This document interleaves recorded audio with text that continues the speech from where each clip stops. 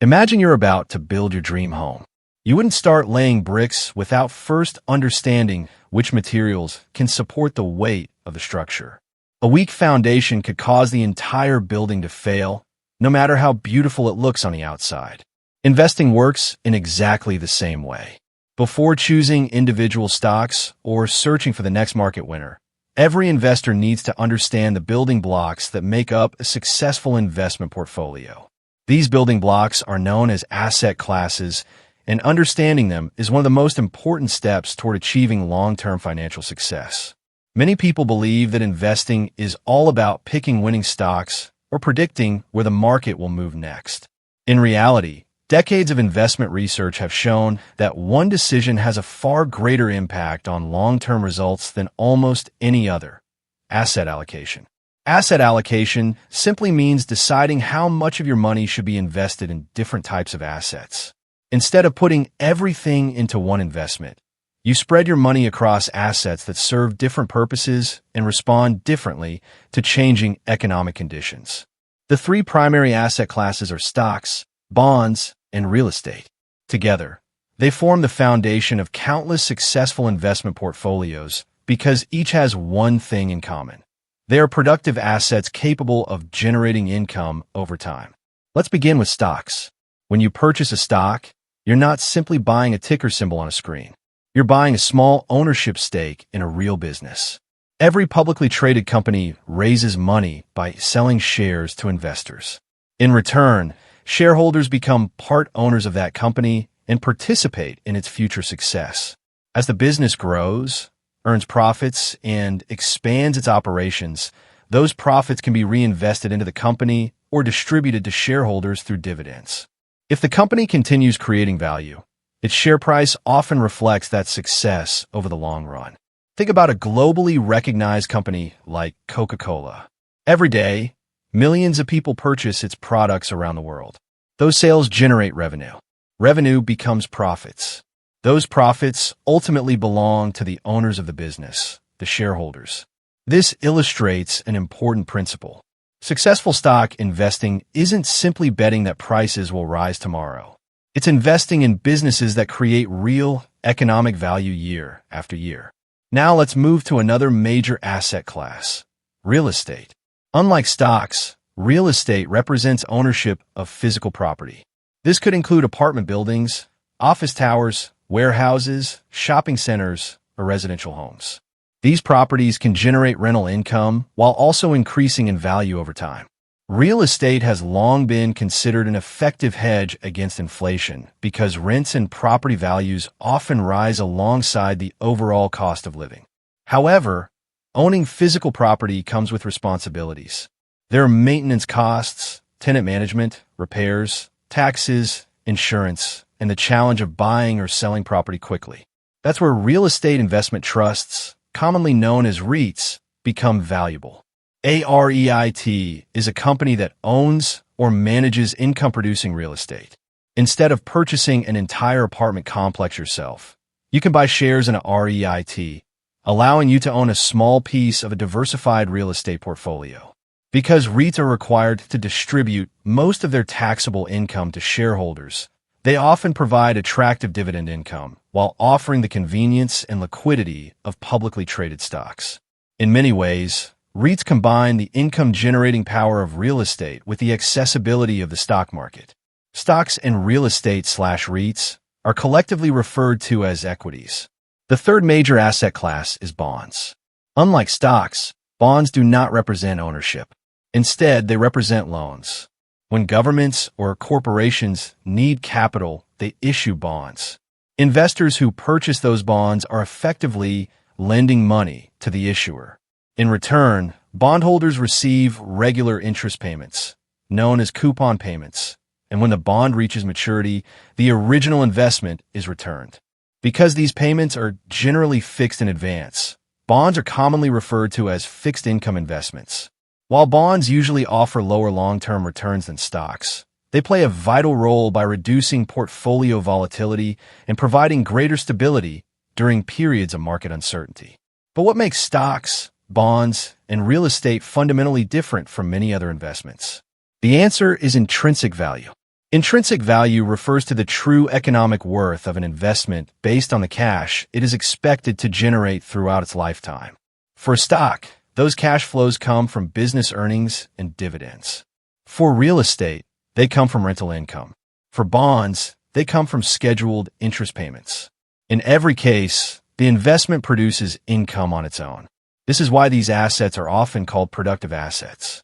Their value isn't based solely on what another buyer may be willing to pay tomorrow. Instead, their value comes from their ability to generate future cash flows. This idea has been emphasized by some of history's greatest investors and financial thinkers. Their common message is simple. A productive investment continues working even when markets are quiet because the underlying business, property, or bond continues generating income. Now compare that with non-productive assets. Gold, for example, doesn't produce earnings or rental income. It doesn't pay dividends or interest. Its value depends almost entirely on whether someone else is willing to pay a higher price in the future, what Howard Marks called greater fool theory. The same principle applies to many commodities and numerous cryptocurrencies. Their prices can rise dramatically, but they do not generate ongoing cash flows in the same way productive assets do. That doesn't necessarily mean these assets have no role in a portfolio. Some investors use them for diversification or as protection during periods of uncertainty.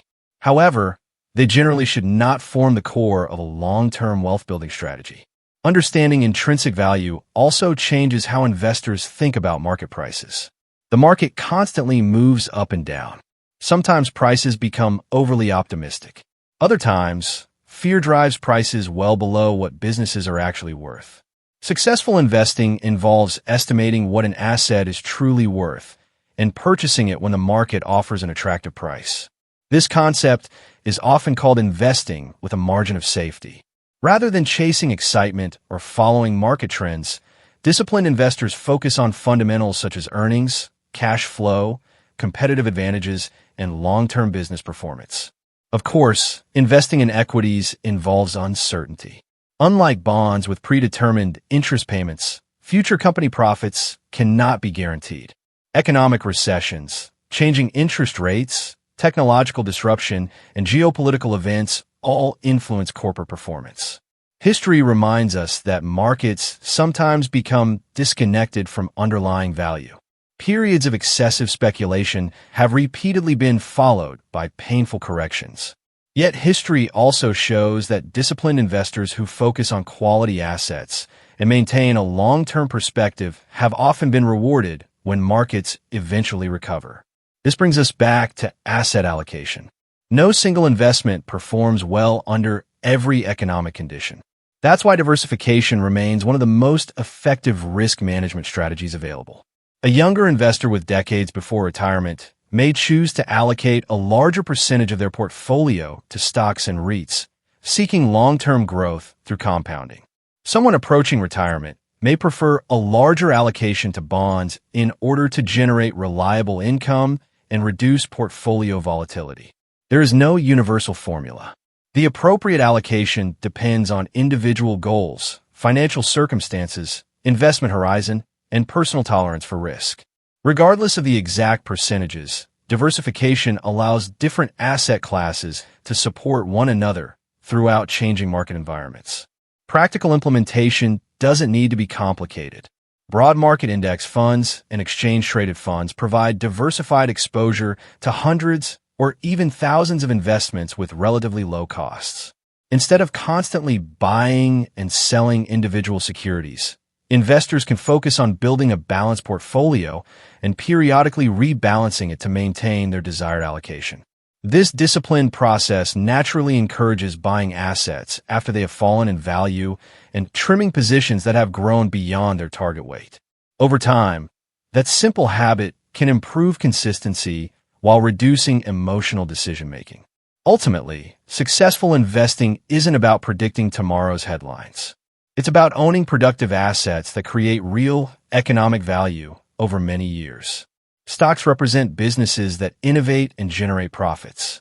Real estate produces rental income while providing exposure to tangible assets.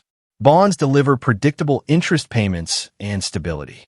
Together, these three asset classes form the foundation upon which generations of investors have built lasting wealth. By understanding how each asset class works, recognizing the importance of intrinsic value, and creating a thoughtful asset allocation suited to your goals, you place yourself in a much stronger position to navigate changing markets with confidence. The path to financial independence is rarely built on speculation or luck.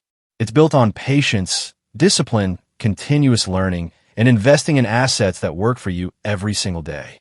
Master the building blocks, stay focused on long-term value, and allow time to become your greatest investment partner. Before you go, remember this. Successful investing isn't about chasing the latest trend or trying to predict the market's next move. It's about understanding the fundamentals, staying disciplined, and letting time work in your favor. If you found this video helpful, please give it a thumbs up. It helps more people discover content like this and supports the channel. And don't forget to subscribe and turn on notification bell so you never miss our future videos on investing, personal finance, and wealth building strategies. Thank you for watching, and we'll see you in the next video.